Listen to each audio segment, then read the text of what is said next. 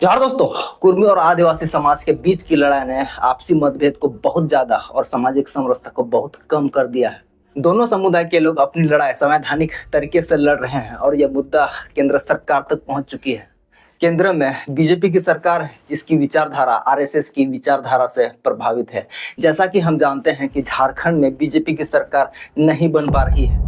अगर बीजेपी की सरकार कुर्मी समाज को एसटी दर्जा देने में सहमति जताती है तो आप समझिए कुर्मी समाज की ये लड़ाई राजनीतिक फायदे के लिए ही है। चोरी और भ्रष्टाचार से लेकर 1 रुपए की कहानी तक आप लोगों को पता ही होगा। जहां बीजेपी की सरकार पर आरोप लगते हैं कि डेमोक्रेसी लगभग खत्म हो चुकी है, तो कितना ही वक्त लगेगा आदिवासियों का हक और अधिकार छीनने में और कुर्मी को एसटी बनाने में। तो चलिए समझते हैं इस वीडियो में, अगर कुर्मी समाज को एसटी का दर्जा मिल जाता है तो आदिवासियों को क्या क्या नुकसान होगा।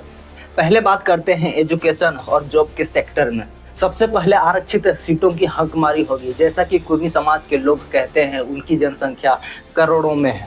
शिक्षा और नौकरी के लिए एसटी आरक्षित सीट 26% है और ये 26% फिक्स रहता है। कुर्मी को एसटी दर्जा मिलने के बाद ये आरक्षित सीटें बढ़ाई नहीं जाएंगी, क्योंकि दूसरे समुदायों को इसका नुकसान हो सकता है। ये 26% जो फिक्स है, कुर्मियों के आने के बाद आदिवासियों की संख्या बढ़ जाएगी, जिससे शिक्षा और नौकरी में उम्मीदवारों की संख्या भी कई गुना बढ़ जाएगी। मतलब कंपटीशन बहुत ज़्यादा बढ़ जाएगा और मैं दावे के साथ कह सकता हूँ कि असली आदिवासियों को नौकरी पाना मुश्किल हो जाएगा, क्योंकि आदिवासी आर्थिक रूप से कमजोर हैं। जहां आज भी आदिवासी खेती करके अपना जीवन चला रहे हैं। लाखों आदिवासी 400 रुपये दिन का मजदूरी करके अपना घर चला रहे हैं, अपने बच्चों को पढ़ा रहे हैं। हजारों आदिवासी महिलाएं ईटा ढो ढो कर 2-4 पैसे जोड़कर गांव में प्राइमरी ट्यूशन के लिए भेज रहे हैं। मेरे उम्र के आदिवासी लड़के ट्रैक्टर में काम करके अपने माता पिता का घर चलाने में सहयोग कर रहे हैं। आदिवासी घरों के गार्जियन या पिता तमिलनाडु, मध्य प्रदेश, आंध्र प्रदेश, महाराष्ट्र, बेंगलोर, चेन्नई जैसे राज्यों और शहरों में जाकर मजदूरी करके अपने बच्चों को पढ़ा रहे हैं, इस उम्मीद में कि एक दिन बच्चों को नौकरी मिल जाएगी। और यहाँ तक कि आदिवासियों की पूरी जिंदगी लोन की किस्तें भरने में गुजर जाती है। आदिवासी सच में बहुत पिछड़े हैं और ये सर्व की बात नहीं है। पिछड़े होने का कारण शोषण, अत्याचार और भ्रष्टाचार है। भारत देश में जितना एससी एसटी के साथ अत्याचार और शोषण हुआ है ना, उतना किसी भी अन्य समुदायों के साथ नहीं हुआ है।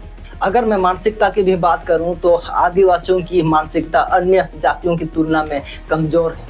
उदाहरण के तौर पर एक कुर्मी समाज का लड़का और एक संथाल समाज का लड़का, दोनों अगर एक ही स्कूल से पढ़कर निकले हों और आप उन दोनों से बात कीजिए, कौन ज़्यादा लॉजिकल बातें करेगा, कौन ज़्यादा कॉन्फिडेंस से बात करेगा, कौन ज़्यादा एक्टिव नज़र आएगा और किसके पास ज़्यादा नॉलेज होगी।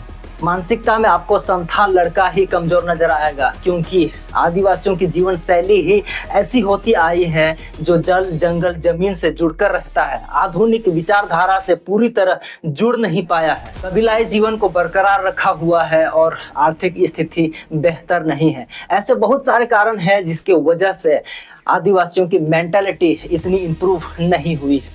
हालांकि अब आदिवासी भी आधुनिक मुख्य धारा से जुड़ रहा है, लेकिन सशक्त बनने में थोड़ा वक्त और लगेगा। अगर आदिवासियों की ऐसी वर्तमान स्थिति में कुर्मी समाज को एसटी का दर्जा मिल जाए तो आदिवासी समाज और पिछड़ा रह जाएगा।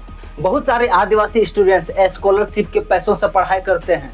अगर कुर्मी एसटी बन गया तो स्कॉलरशिप में भी बंटवारा हो जाएगा और पैसे कम मिलेंगे, जिससे नुकसान सिर्फ आदिवासी स्टूडेंट्स को होगा। अब बात करते हैं पॉलिटिकल रिजर्व सीट की। झारखंड में टोटल 81 विधानसभा सीटें हैं, उनमें से 28 विधानसभा सीटें एसटी के लिए आरक्षित की गई हैं। अगर कुर्मी एसटी बन जाता है तो उन 28 सीटों पर सीधा हमला होगा। हर जगह आपको महतो, कुर्मी महतो, महतो महतो ही नजर आएंगे। आदिवासियों की राजनीतिक पकड़ कमजोर हो जाएगी और एक ऐसा वक्त आएगा जब आदिवासी जी हुजूर, जी साहब करते रह जाएंगे। आदिवासियों की आवाज पूरी तरह से दब जाएगी। ग्राम पंचायत मुखिया, वार्ड मेंबर से लेकर नगर परिषद, जिला परिषद तक कहीं भी आपको आदिवासी नहीं दिखेगा या फिर बहुत कम दिखेगा। इसका मतलब साफ है, आने वाला समय आदिवासियों के लिए गुलामी का दिन होने वाला है। मैं ऐसा क्यों कह रहा हूं? क्योंकि कुर्मियों की सोच आदिवासियों के प्रति इतिहास से लेकर वर्तमान की लड़ाई तक क्या रही है, ये किसी से छुपी नहीं है। तीसरा नुकसान है आदिवासियों का कल्चर। जिस संस्कृति, परंपरा, रीति रिवाज और विशेषता के कारण आदिवासी जाना जाता है, वो यूनिकनेस खत्म हो जाएगी।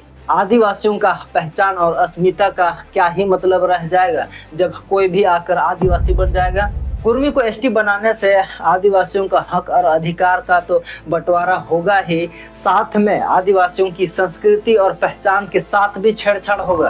कुर्मी समाज को एसटी बनाना मतलब आदिवासियों को नुकसान और कुर्मी समाज को फायदा, और उधर जो ओबीसी लिस्ट में करोड़ों की संख्या घटेगी, उसका फायदा अलग से उन लोगों को मिलेगा। मैं तो यही कहूंगा कि जाति धर्म की लड़ाई छोड़ो, जो जहां है वहीं पर ठीक है। इस लड़ाई से किसी का कल्याण नहीं होगा। अब तो मुसलमान धर्म के लोग भी एसटी सूची में शामिल होना चाहते हैं।